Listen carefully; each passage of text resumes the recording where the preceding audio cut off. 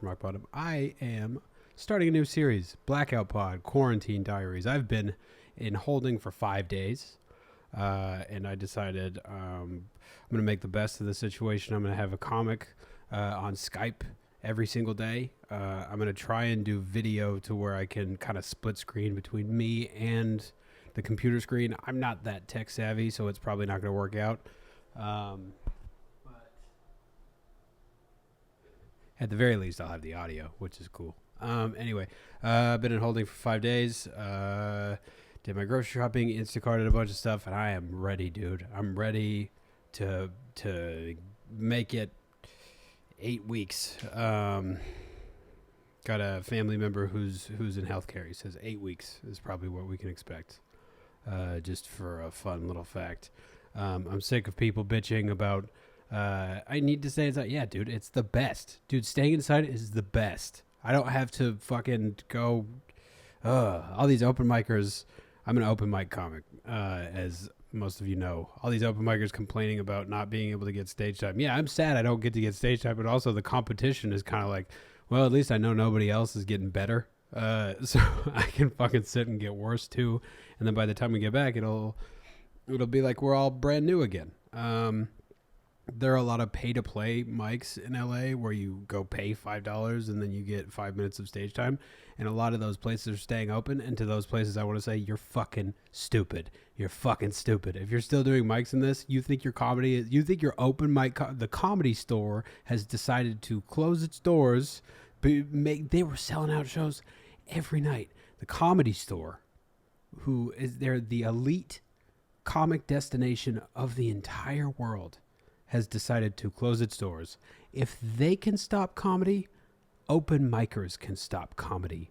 Your shitty notebook jokes are not that fucking important, okay? We can wait a couple of weeks to go back to getting famous. I'm very excited to get back to comedy. I'm going a little bit crazy. I got a puppy. She's sleeping right now, or else I'd show her. That would actually not make for that would not be conducive for a good podcast, showing my puppy, because then she would start to whine and she would pee on the ground and she would go nuts. But being in quarantine is amazing for training a puppy, because I have eyes on her all the time, and that's all you have to do with puppies. You have to sit there and make sure they don't piss on your stuff, and then you have to teach them how to do all this stuff. It's been raining here too, so I've been doing the puppy pad thing. She is far too smart. It's eerie. I think she's gonna murder me in the middle of the night. She knows all these tricks. She knows how to go to the bathroom in the right place. She sleeps through the night.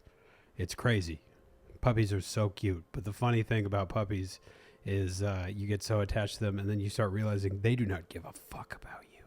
Puppies don't care about you at all. She doesn't care about me at all. She likes that I feed her and that I rub her belly. But she doesn't give a shit. But she's still so much more fun than a baby. Oh my God. Got back from London and Spain. So I released my previous 3 episodes with Mike Falzone, Kellen Schneider, and I can't remember who was before that. I apologize. But I released them remotely, and I hope you guys enjoyed them. I barely missed everything while we were over there. It was amazing over there. I fucking love it. But when we were in Spain, when we were leaving, there were 30 cases in Madrid, and we were in Barcelona. And we left, and literally 3 days later, they imposed travel restrictions. Italy was going crazy, so we canceled our trip to Italy and decided to go to the UK instead. I got to do some amazing shows in Barcelona. I did 30 minutes one night. It was a blast. The crowds were amazing, very receptive. Made me feel like I was so much more important than I was. I just wanted to be like, dude, I'm the worst where I'm from, and it's amazing that I'm good here, and that you guys like watching me. But the people who set up shows there, if when we make it through this, if comics, if you ever go anywhere internationally, Barcelona is incredible. You'll have shows, and they will be unforgettable. So shout out to all the people who booked me. Got a puppy. I feel like I want to tell an embarrassing story today, because I might as well. I'm going to talk about when I lost my virginity. That's kind of a blackout. I'll go into detail about it. So, young fat Pete. I was very fat. People don't think I was fat because I guess now I don't look fat. I still think I'm fat. I've got a lot of body dysmorphia issues. I've had bulimia. I've had things like that. So when I look in the mirror, I don't see anything other than the same kid that I saw, but just a different variation who has a little bit less weight on him. So I was fat. I grew up fat. That's my ice maker. I apologize. I grew up fat. People are really mean when you're fat. So it fucks with your head. I didn't have any attention from girls at all. I remember asking girls out, and I remember like in a class we had to like square dance, and I remember a girl getting me, and then hearing her out loud go, "Ew, I got Peter," and she goes, "He's fat," and I was like, "Oh man, this is gonna be a rough life. This life is gonna be fucking rough, dude." And I was right. So I didn't have female attention well into my early teens. There was a young girl who decided to give me a little bit of play. She admitted later she was a chubby chaser, so that was great for my heart. I started drinking and doing drugs. I was very interested in doing drugs early on. So like I would experiment with stuff. I remember I got weed from a kid from this little fucking little gross stoner named Sam when I was like 12 years old. I think that's how old I would have been in 7th grade, and just a nug. And then I remember I rolled up the weed like a fucking bad TV show. I rolled up the weed in like a Post-it and like tried to I rolled up the weed in a Post-it because it was fucking, that's what I thought rolling paper was because of the sticky thing. So I found a Post-it in my parents' drawer, and I rolled it up in a Post-it and smoked it, which now, I mean, like, I don't know if that's great for me. If I have like fucking some sort of disorder later on, if I get like Alzheimer's, I'm going to blame the Post-it. So I rolled a Post-it joint. Fucking fat Post-it doink. And how about doinks, dude? They fucking people call Post-its, people call joints doinks, which is the most stoner thing in the world. Anyway, I rolled it up in a Post-it and I smoked it, and I don't remember getting high, but I remember my stepdad finding it in the windowsill and being like, "What is this?" And I was like, "Oh, I was just pretending to roll joints." And he's like, "Fucking why, dude? Like, don't do that." That was my first experience with weed. I don't think I got high. And then I remember I had a couple of friends get me high. And I remember the first time I really got high, this dude had me inhale, and then he covered my mouth and nose and was just like, "Breathe it in." And I was like, "Oh fuck, this is intense." And then I got high and just kind of stared at the sky passing by above me. And I remember that was the first time I was high. Then drinking, I think I got introduced to drinking 13, 14. I had stolen alcohol from my parents and just kind of like drank a little bit with friends. I had a hot tub at my parents' house, not bragging, and we would just go drink in the hot tub, which was fucking a blast, and until you throw up. And then I remember when I was a freshman in high school, which I think, okay, I'll go back. So started getting drunk, started doing drugs, was ready to party. I started dating this girl. I met her at a Steve Miller Band concert that I went to with a friend named Paul. She was a lot cuter than me, so I didn't know. I was very nervous. I was so used to, this is the philosophy I take on in life now of like, I'm just ready for people to reject me all the time. Like that's like my subconscious. So like, that's why I make fun of shit. Just to attack before they can attack me. It's something I really have to work on because I don't want to ever come off like a negative cunt. So I remember she liked me. She was a lot cuter than me. And she started texting me. We added each other on MySpace. And after that, we became boyfriend and girlfriend. You guys, Pete is getting some play. But Pete was still a big old fucking cinnamon roll. Big pudgy, a big fucking Pillsbury crescent roll. Just dough. Dude, I was dough. Like that. That's all I can explain. I was a roll of dough. So I was roly-polying around. I used to wear double XL shirts because I was like so embarrassed of stuff. I was really into punk rock and like System of a Down and stuff like that. So I would just wear like all black all the time. And I remember my parents, we would go on vacation. I would like fucking act like I was too cool for the vacation. Even though I was just embarrassed about being alive. That's the worst part about being a fat kid is you're just embarrassed in your own skin all the time, which I think a lot of kids are. I think just children in general, like when you get to like 11 to like forever, you just feel gross in your own body unless you're super delusional, and you think you're the shit. Like fucking, if I could have the attitude that Malik Bazile has, Malik B, shout out Malik B, shout out Chappelle Lacey again, or Johnny Mitchell, or if I could have that confidence of just I'm the shit, I'd be so much further in life. I fucking shout out them talented assholes. Sometimes I hate them so much because they're just so fucking good at what they do, and they're so much fun to watch and listen to. Malik is fucking killing it. Go follow Malik B. I'm so proud to see him doing stuff. He's such a deserving dude of just such a nice dude and so good at what he does. Just naturally, just fucking flows on stage like a big fucking queen bee. Just a big old queen bee. That's what he is. Anyway, started drinking. Met a girl. This girl and I started doing stuff. Keep in mind, I had kissed a girl, but like, I mean, kissed. Like, you know what I mean? When you kiss as a kid, you're like, what if we... like that. Do you like that on the mic? So we kissed. But I had never done anything else. I had never made out with a girl, and that's like all the fuck I wanted. I was just like, I just want to make out with a girl.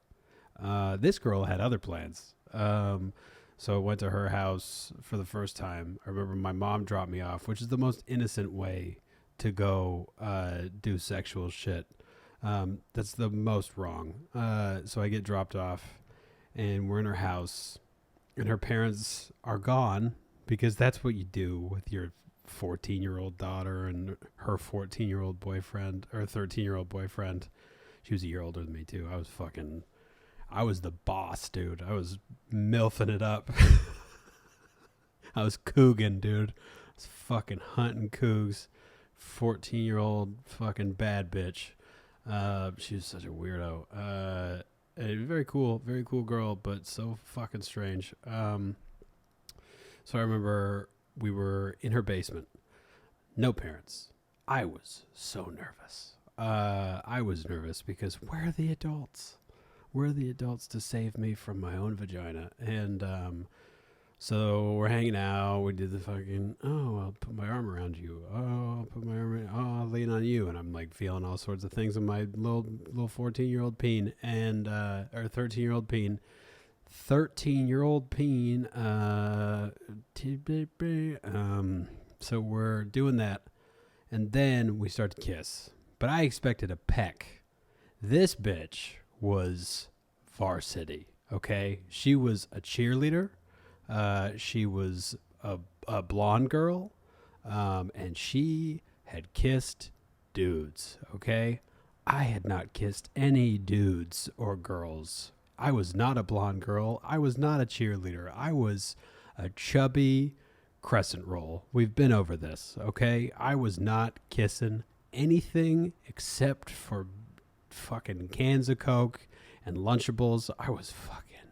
Dude, I was macking on Lunchables. You want to bring back a 90s, early 2000s phrase? I was macking on Lunchables. So I was fucking Lunchables. Not girls. So we kiss. She's kissing me varsity. I'm kissing her playground rules. And it meets in this fury of confusion, this flurry of just fucking adolescent angst and what the fuck is happening. So she's kissing me, I'm kissing her, and she's kissing me like this. And I'm like, this is varsity. What am I doing? And I'm thrown into the game. I'm being thrown into this game. And she's trying to guide me through, but I'm such a bad little fat boy kisser. And I remember I was shaking. And I just couldn't fucking, oh my God. I had just that painful 13-year-old boner where you're like, is this thing going to explode? So we're kissing. And then I remember stopping because I was so nervous. And then I got up to get a drink of water and she like pushed me against the sink. Like a porno move. Okay. Like that is a varsity squad move. The push against stuff. I wasn't ready for that. Okay.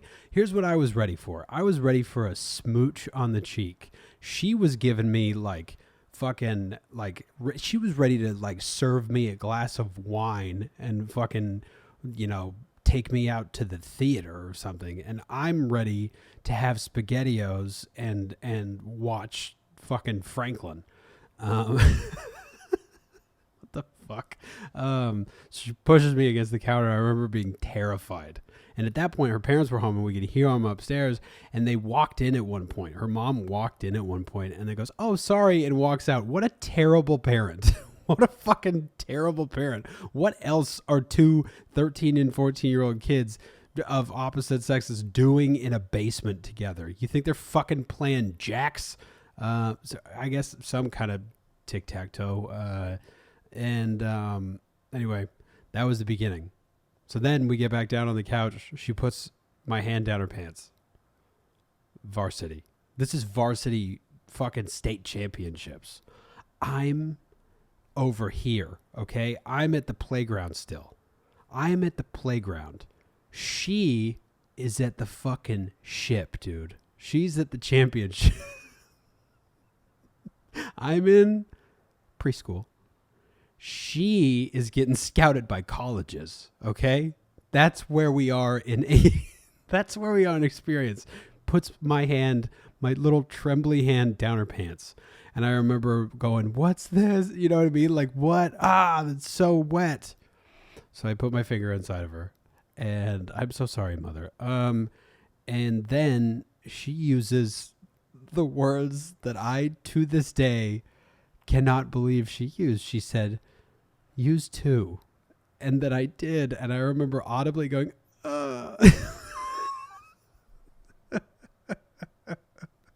and just so uncomfortable. What am I doing? Okay. What's she doing? She enlisted. I'm a D League bottom of the bottom competitor. Okay. I use this analogy too much. I was not ready for that. I wasn't ready. I made an audible, and she was like pretending she liked it. Maybe she did like it. Maybe she got off on it. Anyway, a couple weeks later, New Year's Eve, whenever I was fucking 13, or 14. I was 14. I keep saying 13. I was 14. She was 15. So New Year's Eve comes around. We go to that same house, that fucking hell house where her parents had no rules apparently, and we get hammered. It was me and one of my buddies. He probably doesn't want to be named. I'm still friends with him to this day. And so we get hammered, okay? So drunk, which is so sad. A 14-year-old should not get drunk. They do, but it's a sad process. And guess who's supplying the liquor? Mom and dad. Her good old mom and dad. They're supplying me, or they're facilitating me fucking their daughter and using two on her, and now they're getting, a strange kid drunk. So we're there, we're getting drunk. I remember drinking tequila with her father at 14 years old. And we're getting supplied liquor. I get really fucked up. I remember crying, of course, because that's my brand. I'm crying, and then I vomit. I threw up a lot. And then she takes me into her room. We go into her room, and then lay down. And we had previous discussions about how I didn't really want to do it at 14 years old. I didn't want to fuck somebody at 14 years old because I knew I, like, at least back then had the frame of mind to be like, it's not going to be good. And like, I want it to at least be, I want my dick to be full grown before I show it to somebody in that context. But so she kept trying to get me to do it. Over the course of a couple of weeks or months or whatever. And I was always like, I don't want to. Like, what if you get pregnant? Like, what if, there's so many factors that it's a weird responsibility to take on as such a young kid. So I didn't want to do it. And then we get to that point after I had vomited, and she's like, we kiss and which fucking gross, bitch. So we get in there. We're doing the deed, and then she goes, do you have a condom? And I was like, yeah, I have a condom. And I brought a condom. Still, like, I just had one on me. I don't think I really was ready. But so we begin, you guys. We begin with no foreplay, because you don't foreplay when you're 14. All you do is you go, does this go here? Did you go, do I put this in this one? Preschool varsity. So I put the condom on my 14-year-old penis, which, as you can imagine, it's like that scene in Big at the very end where Tom Hanks turns back into the little kid. And he's just, all the clothes are too baggy for him and the shoes don't fit. He's still walking. That was my dick in this condom, just swimming. It had so much room to swim. It was like a dog at a fucking lake. Just like, wow, this is so much room. So I had my dick in this balloon. Oh my God. We start doing it, and I don't remember much. Like I said, I was blacked out. I do remember looking at my dick and being like, that's not how a condom is supposed to fit. So we start going, and I remember I was so drunk that I really couldn't get hard, but like at the points when I did, I would go really fast, and then like it would lose steam. For those of you listening and not watching, I'm making a limp wrist for lose steam, which insinuates that steam means erection. Okay, steam means hard penis, and when you lose steam, which is blood,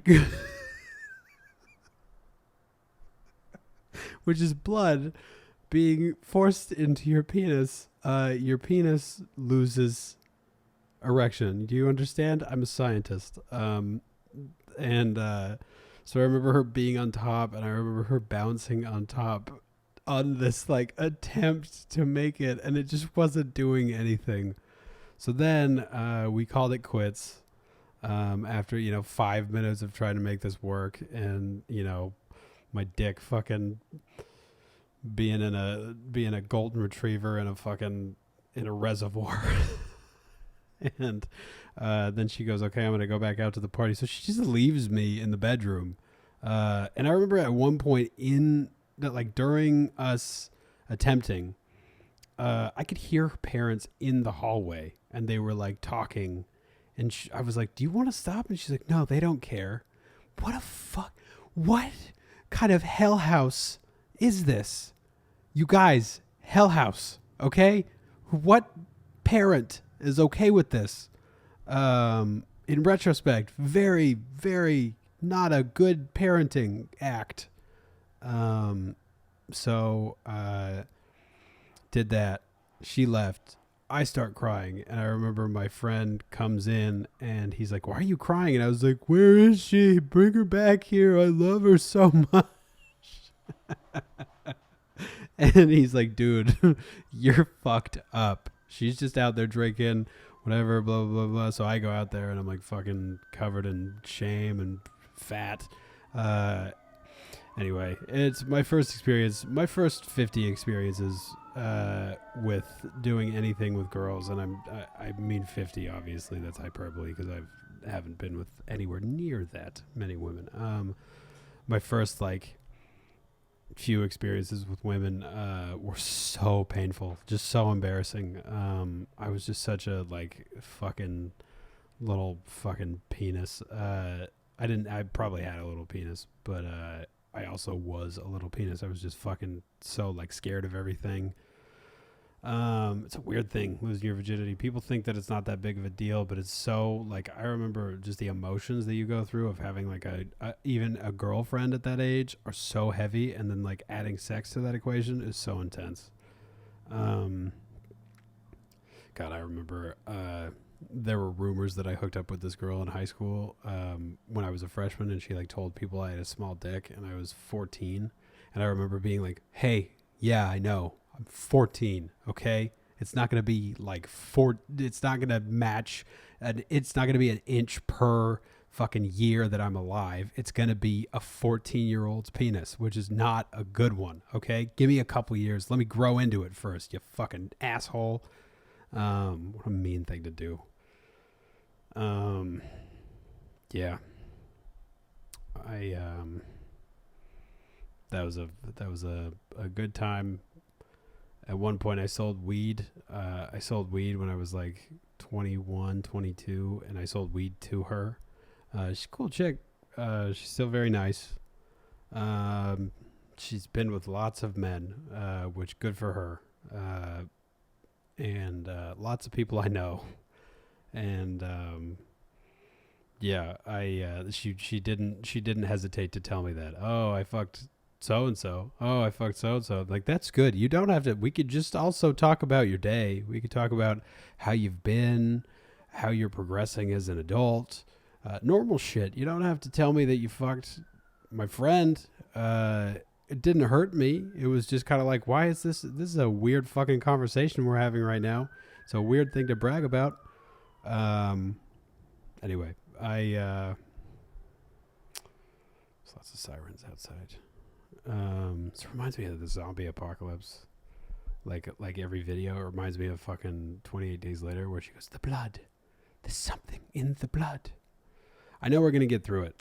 That may be optimistic, but I feel like the way that Los Angeles, especially, is responding to it. I've gone out to get groceries, like I said, and then I've gone out. I go out early enough in the day and just go outside to exercise a little bit, and like when nobody's around, and then like as I'm driving to the store, I've been driving to the store. There's nobody out.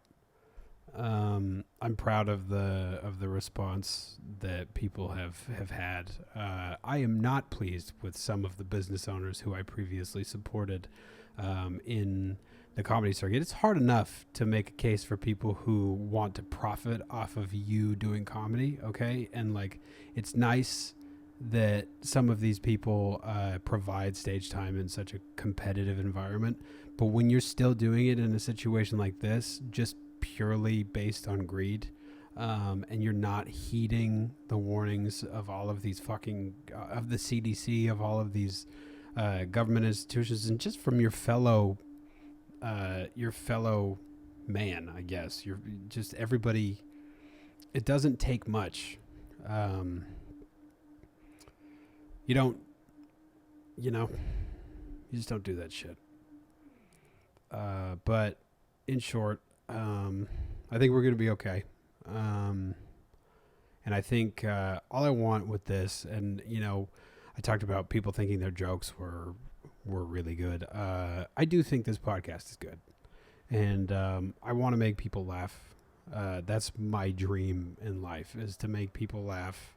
I know I'm not good enough at it yet to be like, well, I should do this while I'm sick or while people are sick. But also, this is I hope you guys listen to this and over the course of this series that I do with all these amazing comedians, and we talk shit. I hope it makes you forget about what's going on in your day a little bit, and what's going on with this whole thing. And the other thing is, we're just sitting on the couch, and it's not that tough. As long as you're stocked, get your food on Instacart if you can. If you have to go to the store, go to the store. Be fucking careful. Just be careful, and don't be upset and feel victimized, because fucking everybody has to do it. Okay, that's how it works, and that's how everything is going to flatten out. I'm not a scientist or a doctor. Okay, I'm just some guy, and I think that's what's important is all of us, just normal people, recognize the fact that you just have to fucking bite the bullet and be inside for a couple of weeks, and then it'll be fine-ish, and then it'll go back to normal eventually. But we're going to get through it, guys. And I hope this makes you laugh. I hope me revealing one of my most vulnerable fucking coming of age stories that is one of the most embarrassing things in the world. I described my small 14-year-old penis in detail. I hope that made you forget 30 minutes of whatever you're going through today and the fear and all that shit. Just remember to count your blessings. We're very lucky. Chances are, if you're listening to this, you're very lucky. You don't want to hear me preach. Maybe I'll run jokes on this. That'd be so fucking stupid. I'm gonna go live on Instagram and just like treat that like my fucking open mic. By the way, I'm gonna do that, and yeah, I really appreciate you guys listening to it. I think tomorrow I have I believe her name is Jocelyn Sharp from Las Vegas. She's going to get on and tell me about her stuff. And then Wednesday, I'm going to have Dan Donahue, at some point Audrey Stewart, Liz Glazer. I'll get a bunch of other people. It'll be fun. This will be fun. Keep listening. Please subscribe. Like. I have a Patreon if you want to donate to it. Not like currency is going to do us any good in this new fucking society. I'm just kidding. I have a Patreon. It's Patreon Blackoutpod. YouTube Blackoutpod with Pete Suval. You got to do Blackoutpod because there's that Blackout podcast. And it's about the fucking, I don't know what it is. It looks like fucking Born Identity. Yeah, anyway, I'm just mumbling at this point. Please just like and subscribe. Everybody stay safe, stay healthy, stay gay. Keep doing it. All right, love you, bye.